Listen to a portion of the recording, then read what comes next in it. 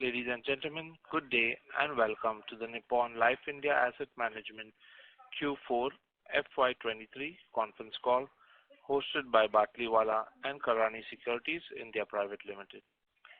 As a reminder, all participant lines will be in the listen-only mode and there will be an opportunity for you to ask questions after the presentation concludes. Should you need assistance during the conference call, please signal an operator by pressing star then 0 on a touch-tone phone. Please note that this conference is being recorded. I now hand the conference over to Mr. Swarnabh Mukherjee from Batlivala and Karani Securities India Private Limited. Thank you and over to you, sir. Thank you, Zico. Good morning, everyone. On behalf of Batlivala and Karani Securities, I welcome you all to Nippon Life India Asset Management Limited Q4 FY23 earnings conference call. We have along with us Mr. Sandeep Sikka, Executive Director and CEO, along with the top management team of Nippon Life India Asset Management. I would like to hand over to Mr. Sikka for his opening remarks. Over to you, sir. Thanks. Good morning and welcome to our Q4 FY23 earnings conference call. We have with us our CFO. This call is now being recorded. Co-Business Officer Saugata Chatterjee, Co-Business Officer Ashwin Duggal, Chief Digital Officer Arpan Saha, Head of Product Management and Investor Relations Arun Sundaresan, and Mutsui-san, nominee of Nippon Life Japan.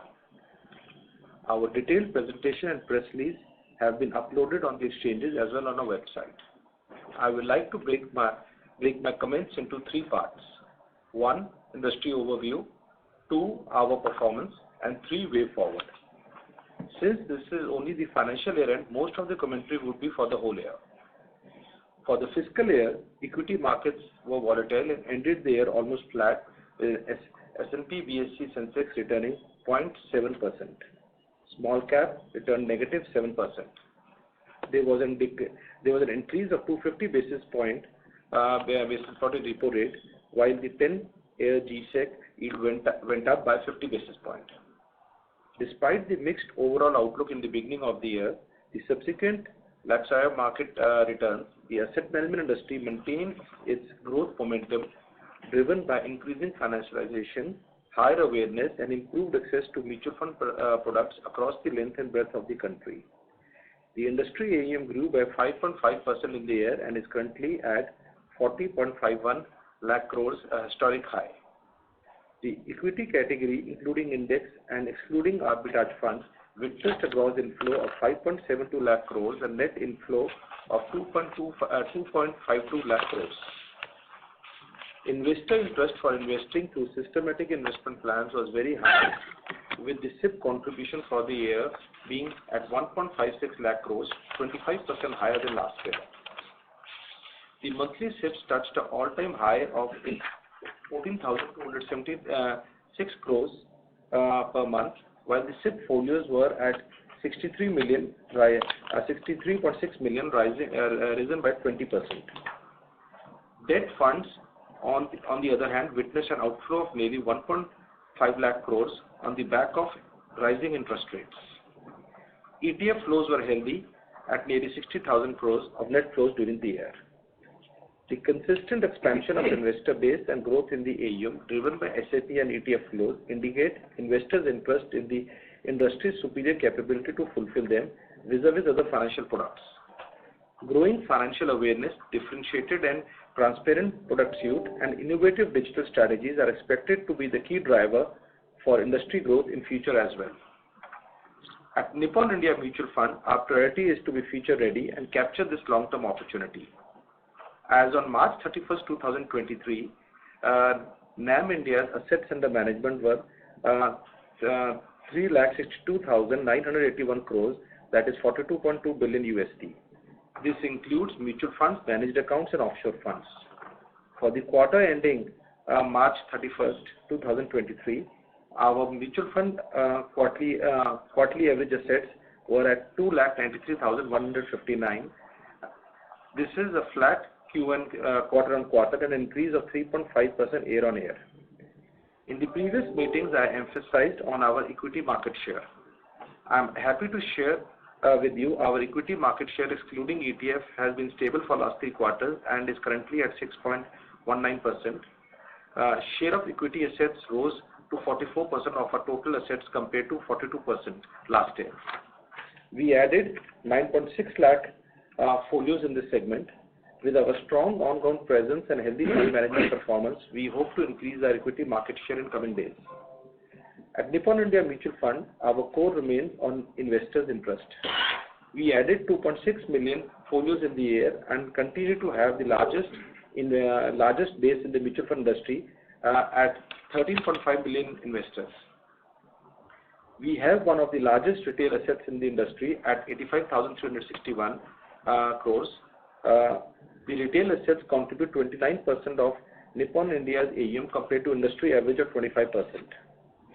Our B30 AUM is at 55,680 crores, which has increased by 16.4% year on year.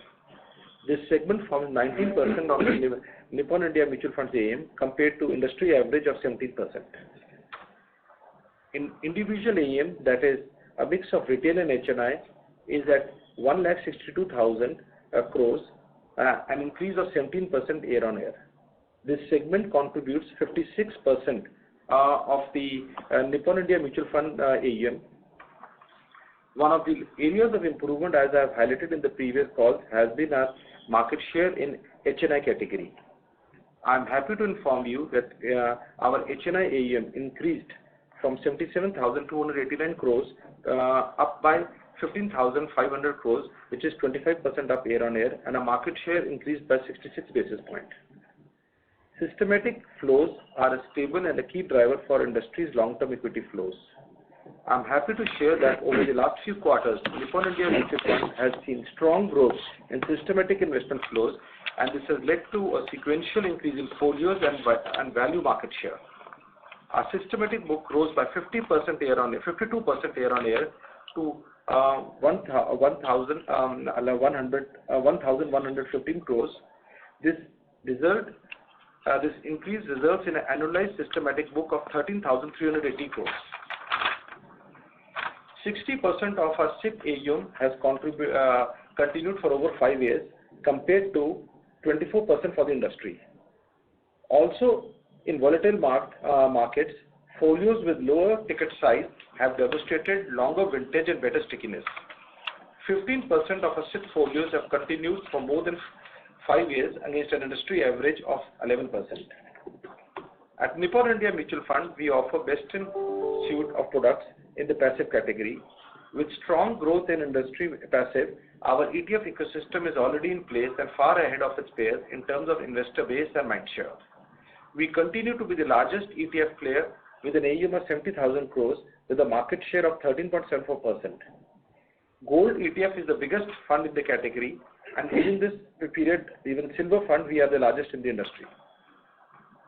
Our share in industry ETF folios is 61%. We have 70% share of ETF volume on both NSE and BSE.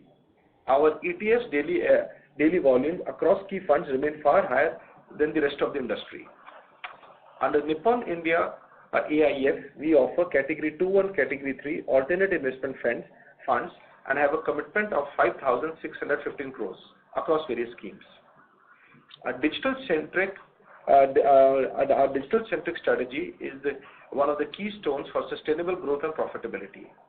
Amongst various digital initiatives such as cart buying, which we took to enhance our partners and investor experience, we have rolled out Nippon India Mutual Fund WhatsApp channel, a real-time comprehensive transaction and service suite for our investors. Business Easy 2.0 app is aimed in driving more meaningful engagement, retention, and growth through advisory, detailed analytics, and smart insights. Digital purchase transactions rose to 33 lakhs, up from 30 lakhs last year. Digital channels contribute 57% of our new purchase transactions. While I talked about digital infrastructure at Nippon India Mutual Fund, we have a well-diversified physical distribution base, a wide presence through 270 locations across the country. We have 91 distributors empaneled with us. The MFD base rose to over 9,800 in an addition of 6,700 distributors during the year. Now on the financial performance.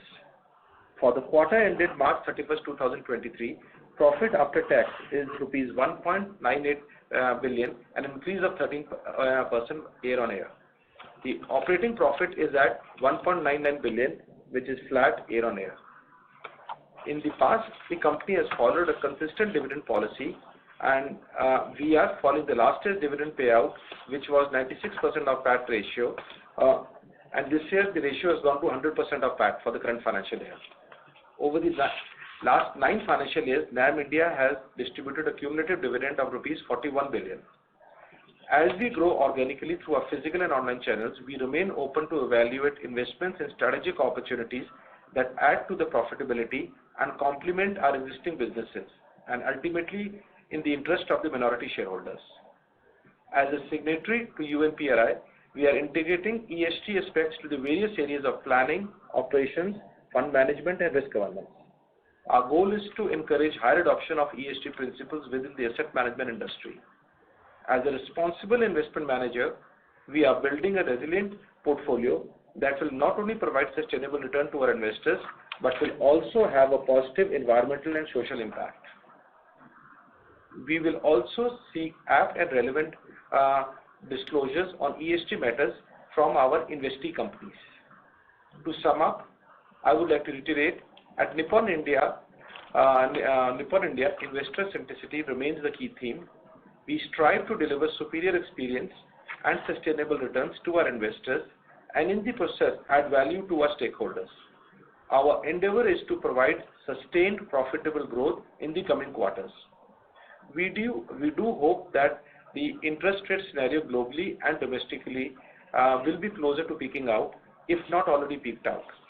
This may be a positive scenario for capital market investments, both equity and fixed income asset classes, and will encourage further mutual fund investments. With these comments, we are happy to take your questions. Thank you very much. We will now begin the question and answer session. Anyone who wishes to ask a question may press star and 1 on their touchtone telephone. If you wish to remove yourself from the question queue, you may press star and 2. Participants are requested to use handsets while asking a question. Ladies and gentlemen, we will wait for a moment while the question queue assembles.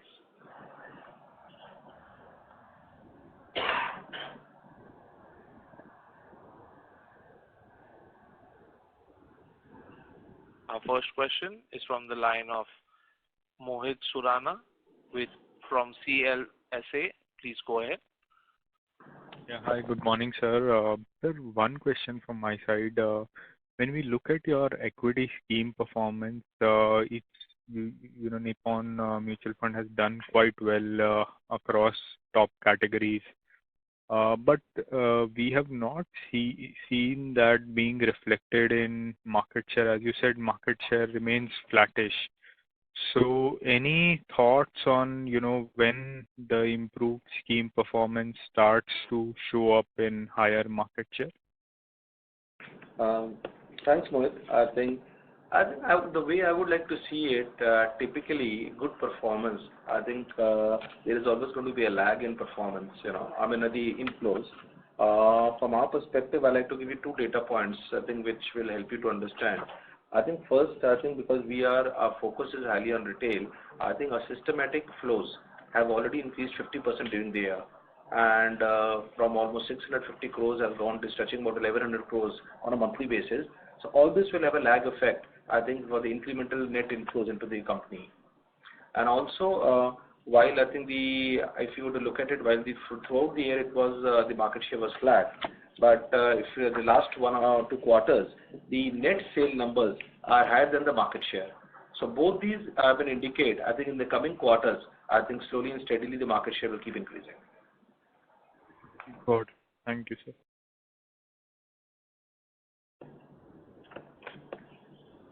Thank you.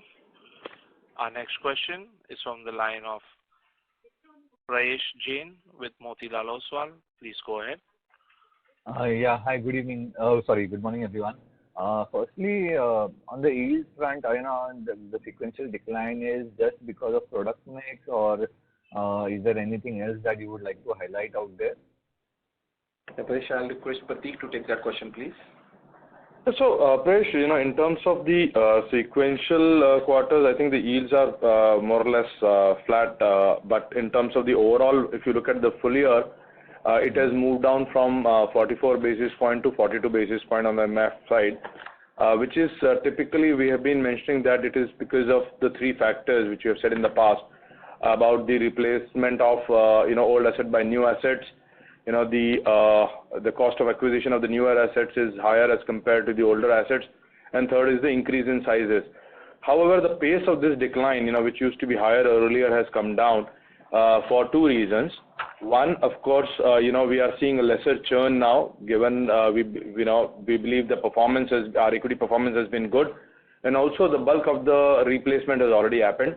The other thing is that we have also seen the competitiveness or the payout ratios to the distributors has now moderated. What used to be in the last years, with the slew of NFOs, etc., that has also moderated, and therefore, we have been able to contain this decline, and that is where we see ourselves continuing.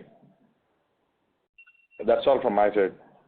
Okay. So from a, like in the past, I think we have kind of alluded to the churn as, churn impacting the equity yields by 1 or 2 basis points on an annual basis. Do you think that is still there, or we should assume that is kind of, gone away, and now, it should be, say, much lesser, and it should be more of a impact of the increase in AUM size rather than anything else? No, so as we said, again, Prayesh, that there will be a marginal decline which keep happening. However, if you look at the debt yields, that will see some kind of an uplift, because the net return to the investors have gone up, from what was about 4.5%, overall returns on the shorter duration funds to about 6.5% this year. Obviously, there is a flexibility for us to charge marginally higher, and therefore you will see that the yield improvement on the fixed income side. Okay, got that. And just continuing on the debt part, what you mentioned. So how do you read the impact of the taxation that was levied by the government of India? Do you see that there is an opportunity in a certain hybrid category where the equity portion could be between 35% to 65%? And how do you see the overall debt kind of flows moving in terms of the near term? So what I'll do is, I'll ask my colleague Ashwin to answer that. But from a tax perspective, if you just ask me, the mutual funds still remain a superior product any other product in the market, because of the flexibility and by which one could redeem and get their money back, and at the same time, it provides a higher return to the investor, and the taxation is also at the end when the person is kind of redeeming it. Therefore, during the holding period, there is no taxation involved. So there are a few things which, from a tax arbitrage perspective, there still remains. And I'll ask Ashwin, to talk about how he sees flows from the investors. Hi, Rajesh. This is Ashwin here. Thanks, Prateek. So largely, the shorter end of the curve, which is up to 1 year, essentially, in our view, will remain unaffected, from flows. It is the value of the curve and beyond, which is your 3-4 years and beyond, where we were seeing bulk of investments coming in from savers. There I think, we'll be competing with some of the other savings products. However, I think taking a cue from what Prateek mentioned, there are two very essential features of debt mutual funds. One is diversification. So with a very small ticket today, the essential benefit of exposure into multiple debt instruments that can be derived from investment in a mutual fund scheme, that continues to be a big benefit to investors. Number two, tax deferment, which Prateek mentioned. I think that is one unique benefit that only mutual funds, provide, and that over a long investment period for a retail or an individual investor can be very meaningful. So I think some of these, benefits will continue to be inherent to mutual funds. Any which ways, the population of investors who were getting tax benefits, okay, was smaller. Okay, and I believe that once AMCs now focus on explaining these benefits of diversification and more importantly tax deferment, I think over the next in the medium term, I think we should continue to see large flows. So very, very confident of debt funds getting now longer term AUM than what they have got in the last 3 years. That's helpful. Just a question on the financials here. The employee cost is down sequentially and YOY basis both.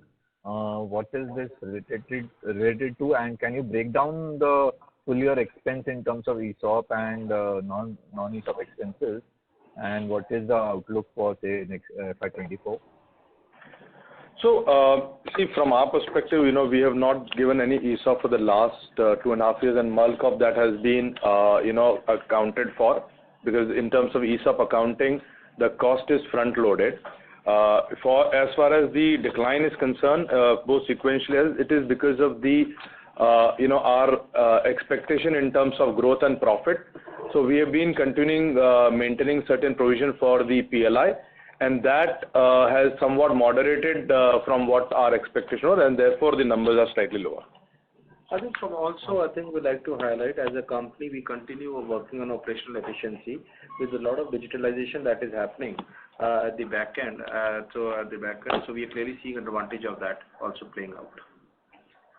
Okay, got that. And just last question, any reason for the other income fall in this quarter? Because the yield is there a yield impact, or how? What should we do? Yeah, this was purely the mark to market. We carry almost 2,200 crores of our net worth into our fixed income schemes, and this was predominantly the mark to market on these schemes as on date. Got that. Thank you so much, and all the best. Thank you. Thank you. Our next question is from the line of Lalit Deo with Equirus Securities. Please go ahead. Yeah, hi sir. Good morning everyone.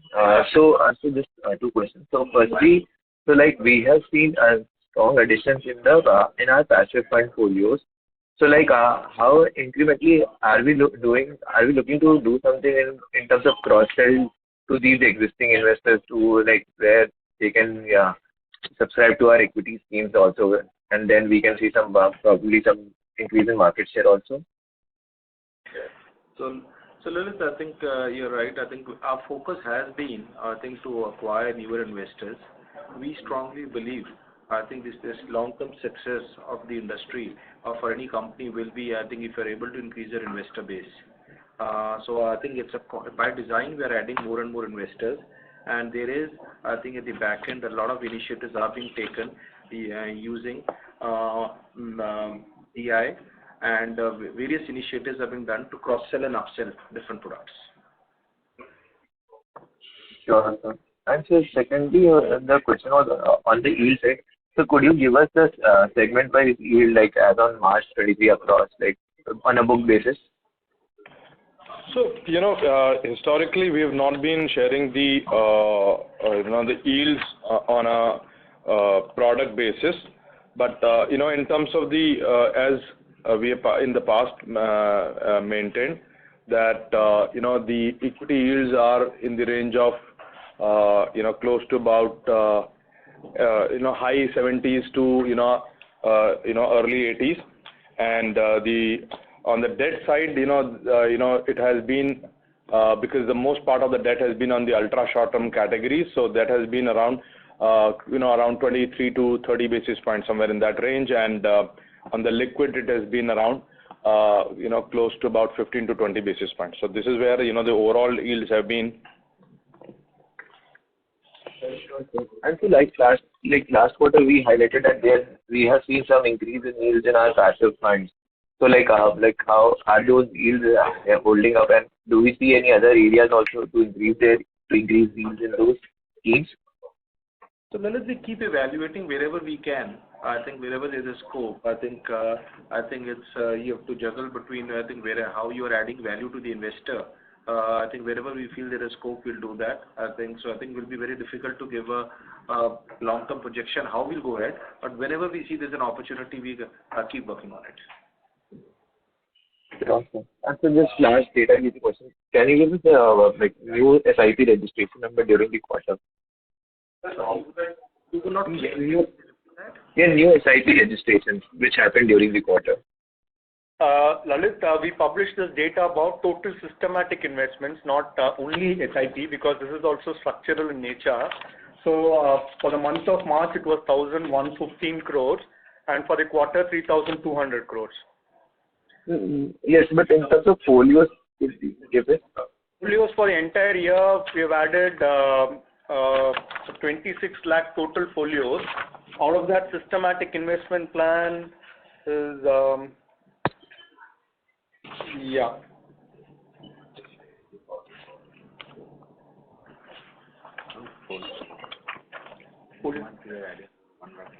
So I think it would be roughly, we are adding 1,20,000 approximately, plus minus a little here there.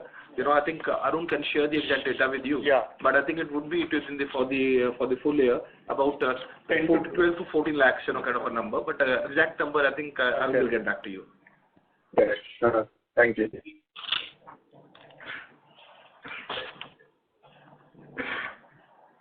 Thank you. Before we take the next question, a reminder to all participants, to ask a question, you may press star and 1. Question is from the line of Mr. Swarnabh Mukherjee with Batliwala and Karani Securities. Please go ahead. Yeah, thank you. Sir, so my first question is on the yield. So you've mentioned that yields are flattish sequentially, which is the case for the mutual fund business. But if I look at it on a consolidated basis, we do see some amount of compression there.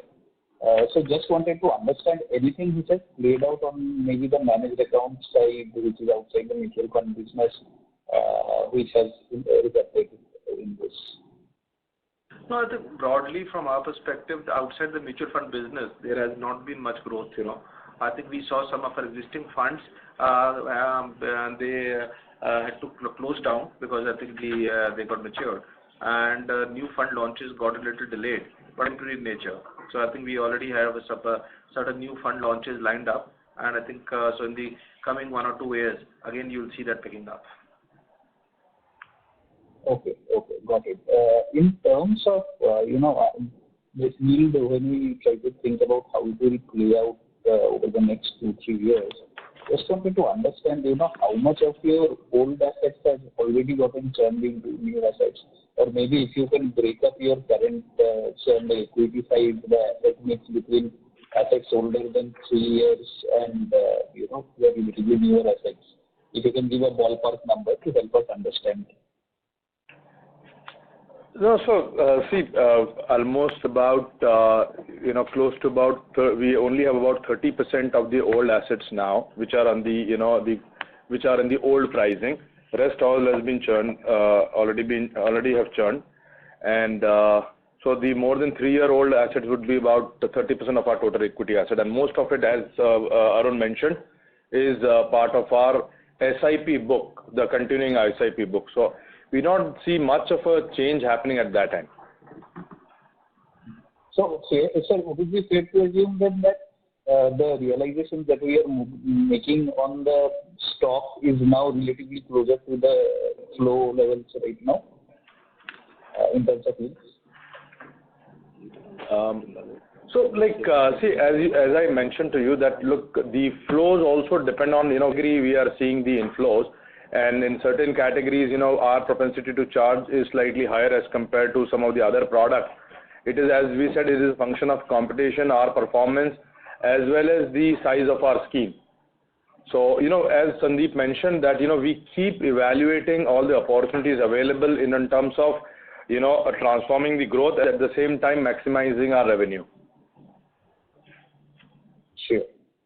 And sir, last question I wanted to ask on the gold ETF side. So, how have the flows been post this, taxation norms are announced for non-equity mutual funds, and what impact do you see on this? Do you see any impact at all?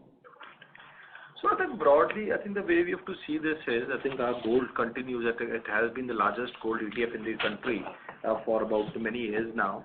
A lot of investors, different investors come. Some come for a short-term tactical view, some for a long-term. There are different treasuries. So I think we don't. There is too early to say what will be the impact. But I think majority of the investors, I think, which who have been coming for short-term or less than 3 years, I think nothing changes for them. So overall, I think we clearly see both gold and silver. Gold and silver. I think more allocations coming into it. I think one more trend that we have seen is, I think a lot of HNS family offices, I think they keep taking tactical calls, on gold and silver. And I think because of the volumes that we have, I think ours is one of the most preferred ETF. Thank you so much, sir. Thank you. Our next question is from the line of Sahej Mittal from HDFC Securities. Please go ahead. Hi, morning all, and thanks for the opportunity. So one question is on the market share. So what seems to be the likely reason for divergent trends in SIP flows versus your lump sum flows? So on SIP side, we are consistently seeing improvement in market share, but on the lump sum flows, there seems to be huge outflows. So what seems to be the likely reason?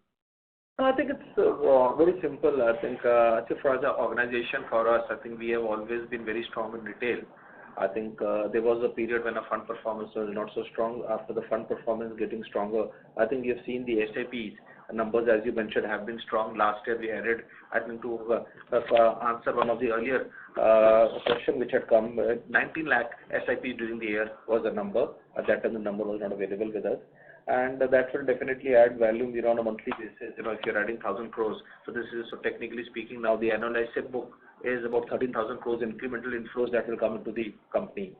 As far as the, again, go back to, if you go to the last 5-6 calls, I think we have been saying that we have been relatively weak. We were weak on HNI, and now that is also improving. I think we have seen a growth, our HNI market share go up by 66 basis points. There has been an overall increase in AUM of 25% compared to the industry AUM of 11%. So I think that it will be with a lag effect. I think nothing specific. I think once the basics are, the core is in place, I think it's all about execution. But I think overall, we feel, I think the trend that you have seen in SIPs, which started a little earlier, you will start seeing in lump sums also, and we remain positive with the next 4 to 6 quarters. You will see equity market share going up. Got it.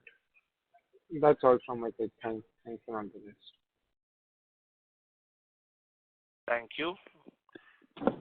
Our next question is from the line of Mr. Mohit from Bob Capital. Please go ahead. Thanks for the opportunity. Couple of questions. First, if I look at the SIP AUM, it has declined sequentially from 583 billion to 580 billion. So what explains that? I think it will mark to market, nothing else. I think overall the numbers and the monthly numbers have been increasing. I think it would be just that, nothing else. Both the number of count and the overall monthly registrations, number of new investors, and monthly inflow, all have been increasing. As I mentioned earlier, it's almost gone up by 50% in the last 12 months. All right, perfect. Second is in terms of the dividend payout side. I think from the last 2 years we have been given more than 90%. But I believe that it will moderate going further, or do you intend to make it more than 90% consistently? So this year we have gone for 100% almost. I think as per our present dividend policy, anything between 60 to 100%. I think depending on how the board evaluates going forward, I think decision will be taken. But broadly, the thought process is, we want to share the profits of the company with the shareholders and the minority shareholders. We'll cannot give a futuristic thing, but as a dividend policy and going by the past trends, we'll be similar to where we are today. All right. And then my last question is in terms of the tax. If I look at the effective tax rate, it's around 17% for the quarter, primarily because of the deferred tax credit. And even if I look at the entire year, we had a deferred tax credit. So, prudent to assume that we'll take this deferred tax credit going forward, or 25% tax rate is something that we can assume for the future. No, so see, Mohit, we on our fixed income investments, we get the long-term benefit and as and when they turn long term. So what we do when we invest with them and whatever gain is there, we provide on the basis of short term rates till the time they become long term. So the moment they become long term, both on equity and fixed income, we have to do the assessment of our tax calculation once again. However, even if we don't realize, we have to do this adjustment, and therefore you see the changes in the deferred tax. So, significant part of our investments, during the year has become turned long term, and on that the tax liability has to be adjusted based on the long term tax rate as compared to the short term. And therefore you see in the fourth quarter, there has been marginal lower provision for the taxation. However, what we expect, because there is a part of our income which comes from other income, so we expect our effective tax rate to be somewhere around 22 to 23% as against 25. All right, perfect. Thanks and wish you all the best. Thank you. So your question on the SIP numbers have gone down. If you see the slide number 29 for presentation, actually the SIP book has grown from 45,000 crores to 50,000 crores. So maybe I think for further clarification, I think Arun will be in touch with you. But slide number 29 gives you that data. Thank you, sir. Our next question is from the line of Abhijit Sakre from Kotak. Please go ahead. Hi, good morning. Is it possible to share on your net flow market share for last couple of years? So Abhijit, we do not disclose the net flow market share.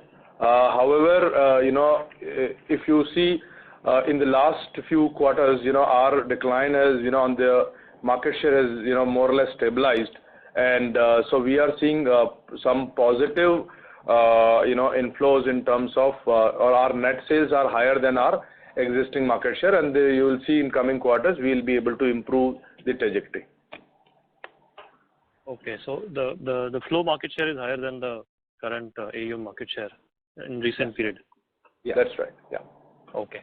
The second one was a broad color. If you can share any color on type of investors and channels that are bringing those investors between, let's say, the active equity versus the passive equity book that we have. So I think from the investors' point of view, as we mentioned, I think majority of our investors are retail. Even from the AUM point of view, while the industry has an average of 40% institutional AUM, I think for us, I think the retail is the dominant one, which is retail individual plus an HNI, so that is one. So majority of the investors which are coming are individual investors coming from across the country. I think we continue because of our digital infrastructure. We are having 9 purchase transactions per minute. So I think these are our is a mix of digital savvy investors as well as investors coming from small cities and towns. As far as the channel mix is concerned, I think we have not the channel mix between active versus passive. If I was to say, in passive we have seen many investors are coming direct. Many or most investors are coming direct, and many of these are also family offices. In active, majority, very high percentage still keep coming through IFAs and national distributors. Okay, got it. Sorry, are you also seeing on the passive side, are you also able to track if these new set of investors are first-time investors in mutual funds, or this is probably their second, third product on the mutual fund side, which is becoming a passive product? We will not be able to have that data, but our sense says many of the investors who are coming into ETF industry, I think they are first-time investors. I mean, that's again, like I said, I don't want to put, because these are some of the new investors which are coming there. The fact that we have 70% of the market share in ETFs, and I think 1 out of 3 investors in Indian mutual fund industry is with us. So the trend would be likely the first port of call for any new investor typically is Nippon, whether it's ETF or this, and then it graduates to the industry. Okay, got it. Thanks a lot. Thank you. A reminder to all participants, you may press star and 1 to ask a question. Our next question is from the line of Bhavya Sanghvi with Fortress Group. Please go ahead. Hello. Hi, sir. My question is on the non-mutual fund piece. So I wanted to understand the business model, also get some flavor on the yields and the kind of margins that you make on managed AUM, which I think is reported at 673 billion. And could you just, give us an idea about, the traction and the size of opportunity in this space? And how is it different from, the mutual fund piece in terms of operating numbers? Thanks. So I think broadly, we discussed a lot about the mutual fund business, and I think we clearly believe, I think as far as the mutual fund business is concerned, it is the scale of infrastructure, and I think the execution capability that we have built up, I think we clearly believe we should grow in line or a little better than the industry going forward. I think from the non-mutual fund business, yes, this financial year has not been very good for us. I think it's a mix of multiple reasons. Like I said, some of our funds which were there reached up, and they were closed-ended funds when they matured. Then after that, I think also we went slow on our real estate offerings, and 2-3 new funds which are getting launched got delayed. I think from our perspective, this opportunity is going to be divided in 3 parts. The domestic fundraising in the non-mutual fund, which is going to be both real estate, B is going to be long-short funds, B is going to be the international funds, I think, which we are working closely with Nippon Life to see the opportunity to get the investors into India from Japan. We already have 3 funds, 2 bond funds in Japan, 1 equity fund in Japan, then 2 real estate funds in Japan. I think there is we are exploring how and what more we can do. There has been a little delay, and I should admit, I think this has been a little slower than what we thought, but there's a lot of work that is happening, and in the coming quarters, you will see a lot of traction. We are also, as we have been mentioning in past, we continue exploring opportunities for inorganic opportunities. We also continue looking at acquiring skill sets that complement our existing businesses to start new product offerings which we do not have at this point of time. So the next 3-4 years as a company, there will be a high focus on AI non-mutual fund business. Sir, can you, give us a sense on the yields that you would make on this kind of a business? Retentions on mutual fund business would be, or, just a proportion, would it be double of what you make on mutual funds, and impact on the margins going ahead through this business? So, we need to break this up into 2 parts. One is there is a government business, which is the postal life business, which accounts for almost 60,000 crore of assets, where, we make, there is a very little margin of fees, I would say. That is, because that is a government mandate. However, on the PMS, AIF and the offshore businesses, which accounts for almost, like, the offshore business is close to about $1.8 billion, and on the AIF side, the commitment which will be about 800 odd million. So there, I think what we make is on the AIF and PMS, our net retention is about close to about 100 basis point, and on the offshore piece, this would range about in between from 33 basis point to 67 basis point, depending on whether we are sub-advising or, where we are managing. And these are mostly institutional mandates, what we are currently running. On the retail side, on the offshore side also, we have, net realization, which is in excess of 100 basis point. Sir, $1.8 billion was for offshore business. Yeah. Right. Okay. Thank you, sir. Got it. Thank you. Our next question is from the line of Pritesh Chheda from Lucky Investments Managers. Please go ahead. Yeah. Sorry, sir, if this question is repetitive, but I just wanted to understand your directions on yields, especially in context of the last, full year, whether for the industry as a whole as well, where we had multiple challenges on yield, whether it's with respect to mix or NFOs. So any comment in terms of yield direction? No, so, frankly speaking, it will be difficult to, tell about the industry. But as we have been maintaining that, look, we would like to continue to maintain the current levels, going forward as well. So wherein, our net yields, are in the range of about 40 to 45 basis point. And there we clearly see scope, because in the past few years we have seen a sharp decline in our fixed income yields because of the lower net carry to the investors. However, now the carry is higher. I think we'll be able to, and as an industry, we'll be able to improve our net realization on the fixed income side of it, and that will give us some kind of a fillip. On the other side, equity, we'll continue to see some marginal decline going forward as well, as because now this is linked to the size of the scheme as well as the old assets getting churned out. So I think broadly, our endeavor would be to maintain the current yields, which I think in the last year also we had said that, look, the decline would be in the range of 2 to 3 basis points.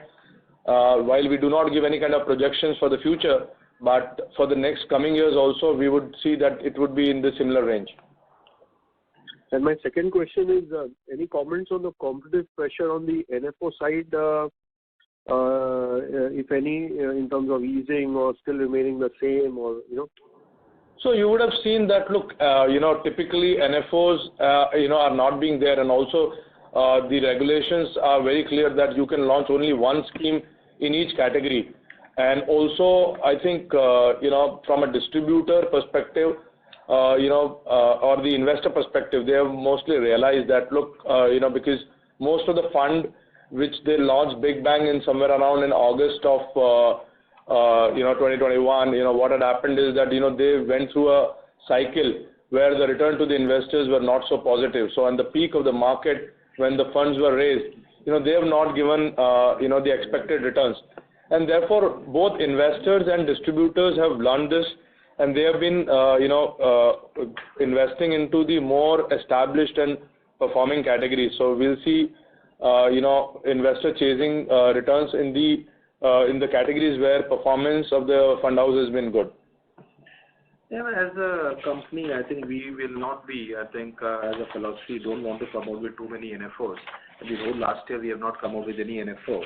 And I think our focus will be to consolidate, to build scale on back of good performance of our funds and scale them up. So do you have your do you have your presence in the multi-cap, which was the last category launch? Yeah, we have it. We have a multi-cap fund. It is we have the largest multi-cap fund in the industry is ours. Okay. Thank you very much. Thank you. Our next question is from the line of Mr. Aniket from BMSPL. Please go ahead. Yeah, good morning. I just wanted to ask a question regarding the regulations. Mr. Aniket, we are unable to hear you. Am I audible? You could speak. Hello? Yeah, Aniket, please go ahead. Just be a little louder. Yeah. So, good morning. Thank you for the opportunity. My question was on the debt side and the regulations that have come into place. So, previously on this call, you said that you don't expect the debt flows to go down that much in the longer term, but a lot of independent consultants which deal in debt and equity MLs are telling us that the business on the debt side has dried up quite a bit from the 1st of April. So what is your observation, regarding this inflows going forward, and how will it, affect the numbers for the company? Hi, Niket. This is Ashwin. I will just explain what I said earlier. So what I explained earlier was that, the change in regulations have been mainly for investments that would complete 3 years and beyond. Okay, so what I said was the shorter end of the debt curve, which is investments which are essentially 1 year, close to about 1 year. Okay, they will remain unaffected. And if you see the April flows thus far, okay, we have seen the flows have been close to about 60,000 crores at the industry level. So very similar to what we saw last year in same period. However, what I had mentioned was that at the longer end, okay, we have some benefits that mutual funds enjoy of diversification and tax deferment, where we as an industry will have to make efforts to educate, okay, our stakeholders like investors and distributors to explain them in greater detail. So what I mentioned was that in the medium to long term, we feel that on these premises and strengths, some of these debt funds should be able to compete much better. So that's our view on, the longer end of the curve. So Aniket, this is, yet getting digested. This has come, just about a month back.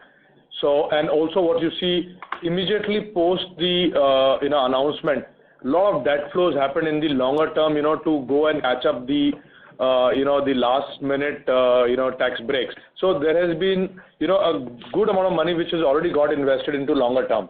And therefore, the amount available with the investors may not be much.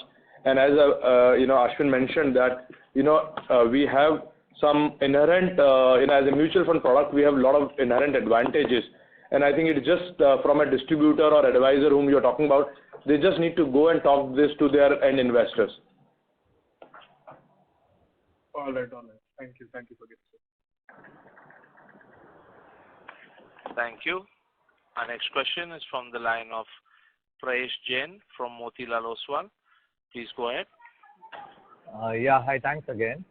Just on this debt index fund, that segment has really picked up in the last 1 year.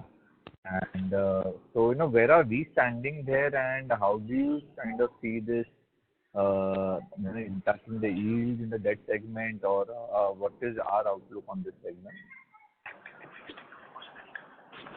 Hi, Prayesh. So on the roll down products that you're talking about, I think, yes, they have scaled up well in the recent past. But going forward, I think our focus will continue to be on active funds because we feel that in the longer run they are able to perform better. However, it's a growing category, and even though last year we were slightly late in entering that category, in the last 3 months we have scaled up there as well. So in the nutshell, we'll focus on active funds, okay, but we will continue to be present in the passive debt segment as well. I'd just like to add one thing to it. Unlike equity in debt, a lot of these passive funds were on the backdrop of the tax advantage which was there. So actually the way we see is focus will move in, debt will move back to active funds, and organizations and companies which have a long-term track record of managing active and debt will benefit. So that's the way we need to see how things play out. But our first reaction is it is not going to be because of the tax changes. It's going to be the AMCs which were highly dependent on roll down or passive strategies in fixed income. They may get impacted, but the AMCs which have a long-term track record on active in fixed income may not be as much impacted. Thank you.